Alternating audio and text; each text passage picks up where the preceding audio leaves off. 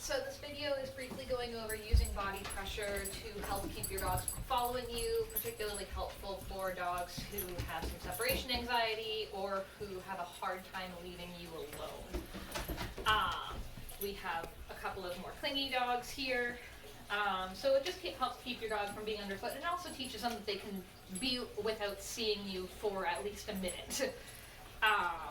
As opposed to having them follow you everywhere. It's kind of just them practicing their separation anxiety. It's not going to be the only thing that's helpful, but it is something that you can start putting into place for short trips into the other room. You don't need any type of aversive or reward for this. It's literally just using your body pressure to kind of tell your dog to back up. So in this case, backing Mally up.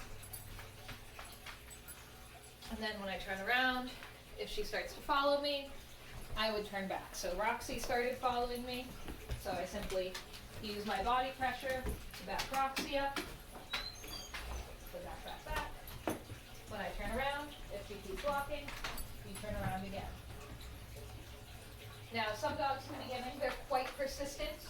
That's not uncommon. You might have to take a minute to do this. And honestly, it might be longer than the entire tour would take, but it's a good learning experience for dogs. So I tend to walk back towards them until they start to turn around a little bit. So until they're kind of giving into that pressure. You can see Roxy is very, very persistent. I'm not giving her any type of commands or anything. I don't care about a command. This is just her getting a point that I don't want her following me constantly. So now I could go into another room. If they start following me again, then I would restart. So I'd push them back out of the room, just walking towards them, and then restart.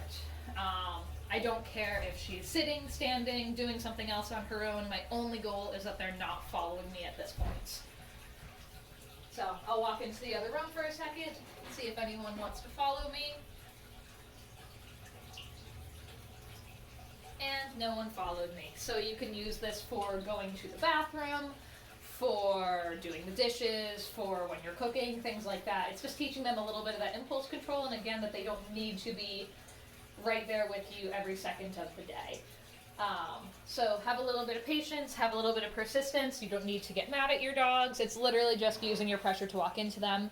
Some dogs who are less physically sensitive, like Roxy is one of them, you might have to actually kind of bump them a little bit with your legs. Kicking or hurting or anything. It's just physically using their pressure. Some dogs are not very sensitive to body pressure, so you actually have to walk into them just a little bit for them to get the idea. But I hope that helps, and let me know if you have any questions. Thank you very much.